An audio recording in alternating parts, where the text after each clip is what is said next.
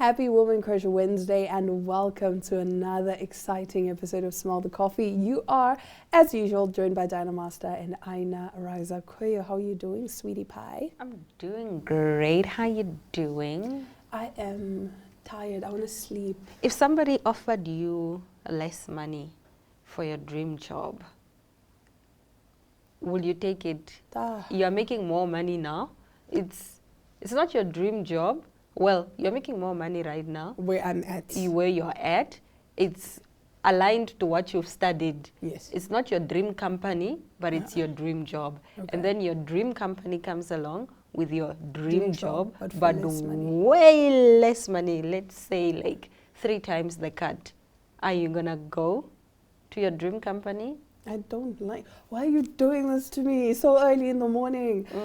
Yeah, I've thought about it so many times, hey. And honestly speaking, I feel like if I had to be, it's my dream job, my dream company. So obviously, it's abroad. In my scenario, in my case. Let's say you're already abroad. I'm already abroad. Yes. And where you're going, there's no benefits, but there are benefits where you are. Honestly speaking, it depends on the kind of exposure that I can get there. Do you understand?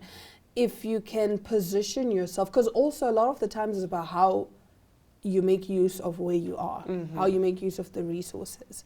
Because yeah, sure, you might be making more money at company A, but at company B, it positions you to be in touch with people that are higher up on the social ladder.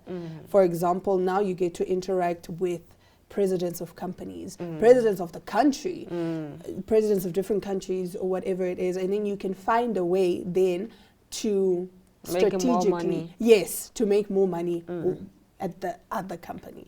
So honestly speaking, it depends on, because it doesn't make sense and it doesn't help that it is your dream company, it's your dream job. First of all, it's offering less money. Second of all, there's actually not really much that you can do there. So yeah, it honestly all just depends. Yeah. If I can find a way to strategically place myself and get myself out there. But how do you know you are going to find the way? Because that's just a speculation. Because let's say you, in your mind, you think presidents of companies are coming and you're going to interact with them. And let's say you've seen it happening with maybe the person who's in your position. But how when you get there, what if when you get there it's not the same? So it's a gamble. It's a gamble. It's a 50-50. You either take it or you don't. Yeah. You either take it and you you're hope happy it works out. and hope it works out, or you take it and it doesn't work out. It's really, I think this is where your intuition comes into play. That's where you have to now really lean on your intuition. For us, we are praying women. I think it would have to be praying and ask, okay, God, help me out here because I'm torn. And again, for me, it's a very difficult thing because I'm somebody, I have a child to consider. Yeah, considering your expenses, house. And I'm getting benefits here. You're getting benefits. My child is also getting benefits here. It's a very tricky and risky situation. And I don't like the fact that we can't use names because I'm already thinking like in my head, okay, if let's say so-and-so says, hey, we want you here. Yeah. It's a very tricky, it's a 50-50. What would you do? I don't know. Well, I missed an opportunity for those reasons. Well, I don't feel bad that I missed it. I don't think that one was worth it. But perhaps it would have worked out. I don't know. It's just like a gamble. But it was also worse for you because so many exterior voices were telling you, it doesn't make sense. Just do this, do that. So, but I don't think in that moment, in that case, I think I made the right decision. Okay. Yeah, I don't have. You see, it's your gut feeling. Any regrets about It's that. your gut feeling. So that definitely means that you're on the right path. Yeah. But anyway, we do have some interesting and bizarre stories coming up. Let us know, what would you do in this situation, this scenario? We're actually curious to hear your answers. Anyway, we have a very bizarre story coming up right after the break. Stick around. You don't want to miss this one.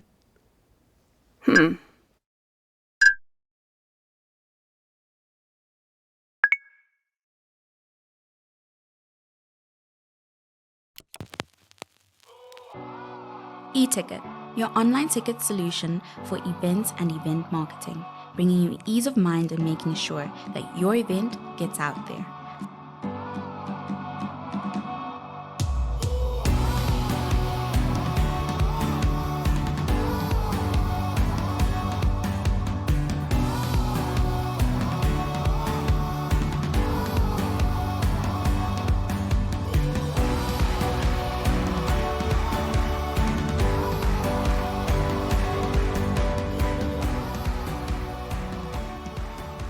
For more information, contact events@nmh.com.na.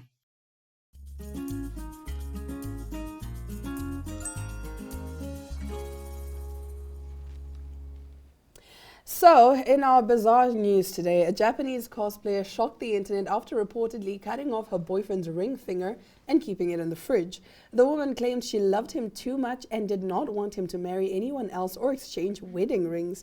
The incident came to light in January when police in Osaka, located in Japan's Kansai region in Honshu Island, received an emergency call from the 21-year-old victim, whose name has not been disclosed. He reported that his girlfriend, Saki Sato, 23, had assaulted him after an argument about breaking up and requested help. When police arrived at the flat, they found both individuals, with the man showing visible injuries on his left cheek and nose. He later told the police that his left ring finger had been cut off by Sato and that the severed finger was soaking in alcohol in the refrigerator. A search of the flat confirmed his claim. Investigations revealed that Sato had kept the man's bank book and smartphone locked in her safe, and she had once even cut off part of his left nipple. In 2023, when the victim was 19 and still a secondary school pupil, he came across Sato's cosplay activities online and instantly fell in love with her sweet and cute appearance. After persistent pursuit, the two eventually entered a romantic relationship, and by last July, they had moved in together. However, over time, the man gradually became aware of Sato's controlling nature. Sato said that she prefers gentle, obedient, soft boys and dislikes domineering macho types. She insisted on keeping his bank book, phone, and requiring him to ask for permission to use them. Last September, following an argument, Sato shockingly proposed the idea that a man's nipple will grow back if you cut it off, and decided to try it on him. Out of fear, the man complied. Then on October 19 last year, Sato reportedly shouted, "I do not want you marrying another woman," and exchanging rings, as she cut off a part of his left finger.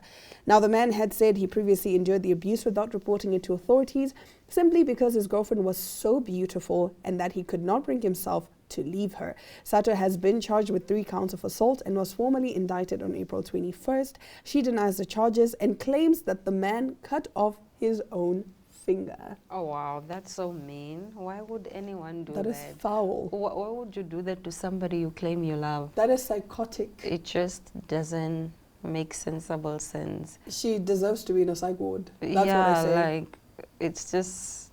Because also, I think both of them need counseling, serious counseling. Because the fact that she said, "Hey, I heard that a man's nipple will grow back if you cut it off, so let's try it on you." And for him to be like, "I love you so much, let's do it." Wow.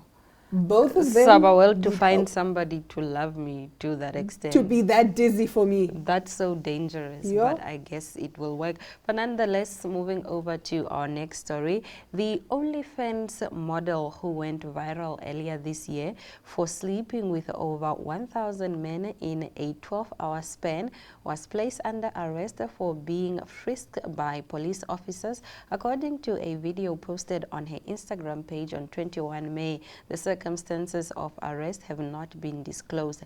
In the video, Bonnie answered questions from apparent authorities while she and filmmaker Josh Lee Spooner leaned against a police car.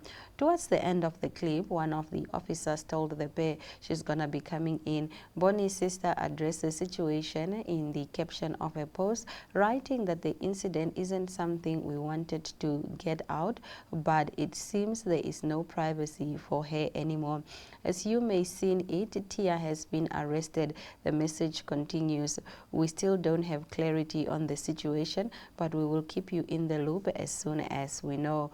Thanks for all the support in the last 24 hours. Bonnie gained fame in January after revealing she has slept with a record-breaking 1,057 men in 12 hours. surpassing the previous record held by adult film star Lisa Sparks, who slept with 919 men in one day back in 2004. Shortly thereafter, the 26-year-old shared insight into the logistics of the bedroom marathon. It was later revealed that she had been lying or whatever it is. I don't know.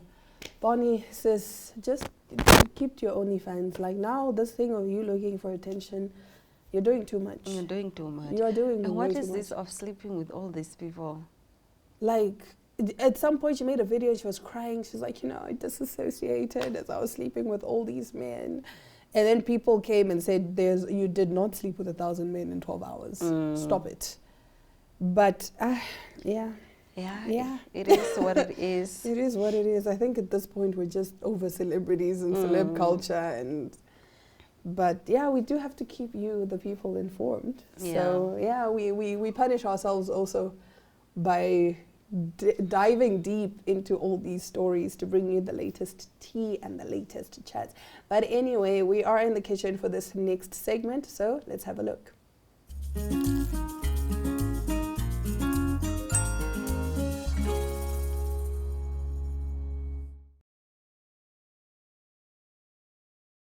Welcome back to What's Cooking. I'm Abigail Munalula. I'm your host, and today in the kitchen we're going to be joined by Frida Vatileni. She is also known as the Chili Queen, and she's the founder of the brand Chili Queen. She makes these amazing hot sauces, and today in the kitchen she's going to show us how we can eat these sauces to complement our meals. She's going to be making for us a roasted chicken boil, and I'm very excited for that. Now, before we get in, I do want to thank the sponsors of today's episode, who are Kitchen 82. They gave us this lovely kitchen that we get to use. So stay tuned and don't go anywhere.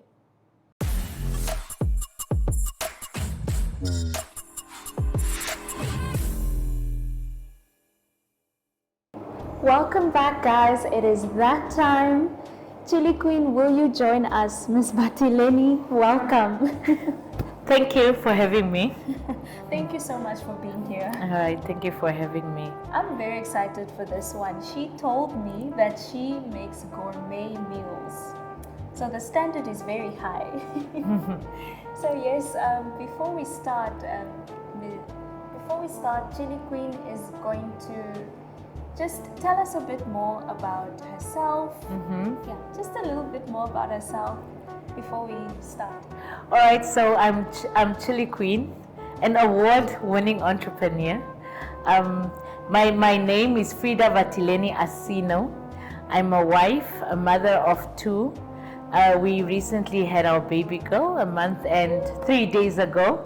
I'm an identical twin, so if you see my twin around, please.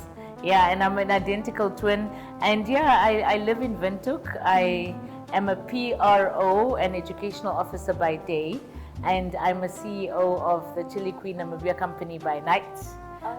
So yeah, that's what I can tell you about myself. Oh, that's amazing, guys. I can't wait for the day where I will also be like, I'm this and that, and I'm by night this, you know. We're truly honored to have you. Thank you very much for having me, guys. I'm really, really happy to be here. I'm so excited. Now, I'm excited about this boil. You called it a chicken roast boil. Correct? Yes, chicken roast boil. So I've seen a lot of people do the seafood boils, and then I was like, no, let me do a chicken roast boil. And I don't call it a chicken boil alone because it's not just a boil, it's something that we're going to roast. So that's where I got the idea from. I love that. Originality. Yes. Yeah, but okay, so what are we going to start with today? So we'll start off with spicing the chicken. I can possibly do that while you cut these in fours. Okay, Yes. fours. Yes. So then the spices. I think I'll pass you some spices. They're so far Thank away. you very much. You know what, guys? There's a story that I know about how the Chili Queen was birthed, right? Yes, please I tell know us. the story, but no, we want to hear it from you. Or do you really want me to tell it?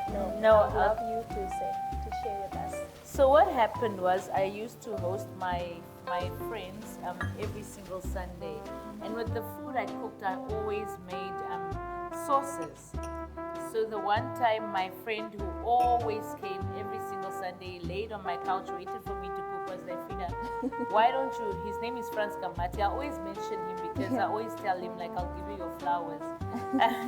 So he would lay on my couch and say, Frida, you know what, it's time we start bottling these sauces and selling them.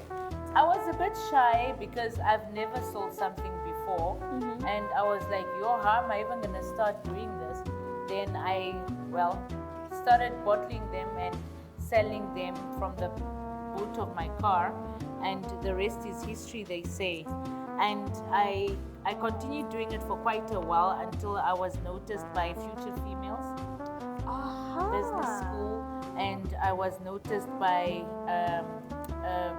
TPEG, I was noticed by Agra, and Chili Queen just became better after that. I mean, there was a lot of trial and error, but we got here. So that is how Chili Queen started, and that is how we ended up bottling the sauces. And that's actually when I started doing research, because I only used to make the sauces for people to consume at the time. Okay. Yeah, but at the lunch hosts. But other than that, that's really how Chili Queen was born. Oh, that is a beautiful story. I know that we want to learn more, we want to hear more, but we will be going on a short break, and then we'll take care of this, and then we will hear more. I can't wait. See you soon. See you in a bit.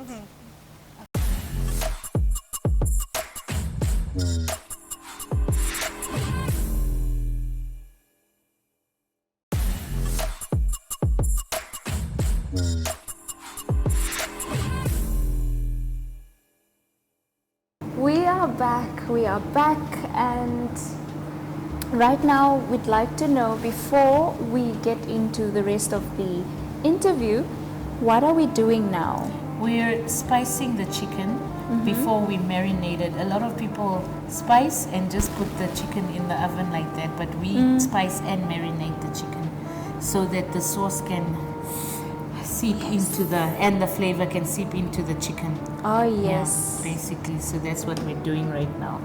And I must say, I've never seen anyone do it this way, where I've seen it be open, but the cuttings like that. Oh, so I do that. I love it. I'm taking these tips. I do that so that the heat can go into the chicken, and then we don't have some blood running out, and then we get salmonella. No. I'm against it. Wow, yeah. look at that. Look at that. Very trusted advice here. I love it. I was telling her just now that now that we have a new oven, I'm definitely going to do this. For the longest time, our oven wasn't working. So I'm excited about that. And I'm excited for you. Right? Every woman needs an oven. Oh, yes. Yeah. But as we continue, I do want to hear with you, what would you tell the audience is the Chili Queen? What is the Chili Queen? So the Chili Queen, if you know my personality, I'm very spicy. And I'm loud and very, very spicy. So before the Chili Queen Namibian company was even established, I was called Chili Queen by a couple of my friends because I was spicy. So we used that as the name for the company when I went to go register the company, and when the sauces started trending and so forth. So the Chili Queen is a very spicy character. She's a no nonsense. She's blunt, and very, very honest, and I guess that's why we named our sauces after the Chili Queen, because they hit that spot immediately. The sauces and the taste and so forth hit that spot immediately. Yeah. I must say that's a really good brand managing there. Like, you guys should see the art the brand logo and Yeah. everything. I really love it. No, Who came up with it? Agra and I came up with the branding. Yeah, Agra and myself. After winning the competition, they sponsored a couple of stuff and rebranding was one of them. And yeah, we came up with that together. I see that. I see that. I do want to ask you, you talked about Agra. How has Agra impacted you? I do see that they poured a lot Yeah. into your journey. Yeah. Yeah, I'd just like to hear a bit more about I that. mean, they gave me a platform, they gave me exposure, they showed me off to Namibia. We have a really, really great relationship with Agra, and I mean, like, I can only thank them for the work that they've done with Chili Queen. Because I have to credit them, honestly, because I don't think we'd be the brand that we are right now Wow. if it wasn't for Agra stepping in and believing in my vision and my dream. And it's a whole team behind that. So a lot of business knowledge, also a lot of business sharing. They've made decisions on behalf of the brand. So I mean, they've really done a great job with us.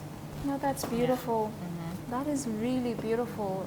The best entrepreneurs know how to solve a problem, right? Yeah, exactly. So that's in the works. Once we start getting a huge supply or farming a huge supply, then we're gonna go into that, supplying to stores and so forth. Yeah. No, that sounds very exciting. Yeah, It does have me curious what else you have in store for Chili Queen. I mean, we've recently exported to the States for the first time. It was very, very exciting. Oh my It was goodness. exciting. I could not believe it. What happened is that there was a tourist, an American tourist who came to Namibia, and in one of these food establishments in the coast, she had a taste of Chili Queen. So, I mean, she looked for us and she contacted us, and she bought a batch that she took back with, and that was really, and it was a massive batch, and that for us was really it was really amazing. I don't even have words to how I felt about that. Oh, this is Yeah. amazing. Congratulations Thank on you very that. much. Yeah. I'm also wondering, for people who want to be like you, or want to use the same wisdom of here you go. Thank you very The much. same wisdom of exporting outward, starting small local brand, and then we're going out, exporting out. I was curious about what type of mindset do you need to have when it comes to that? You need to first of all, you need to listen.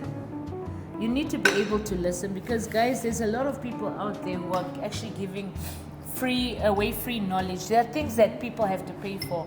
I've seen recently that a lot of people are holding workshops and so forth where people have to pay. There are people that are willing to mentor you, so you need to be able to listen. Wow. You need to be a listener. And then after that, because you can't build your brand on your own, believe you me, you need a team that also wishes you well. I always say, surround yourself with people that love you, so that you don't have to watch your back all the time. Sure. Yeah.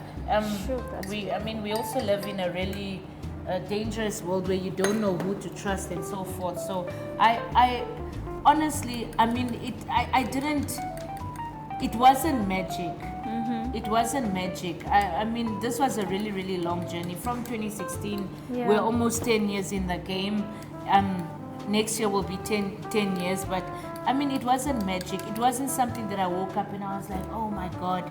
Yeah. No, it wasn't that. It was just consistent hard work and consistent belief in the brand. Indeed. Yeah, Wow. yeah. No, that's very enlightening. Yeah. But before we do continue, because I do have follow-up questions on that, we will be taking a short break while we put this.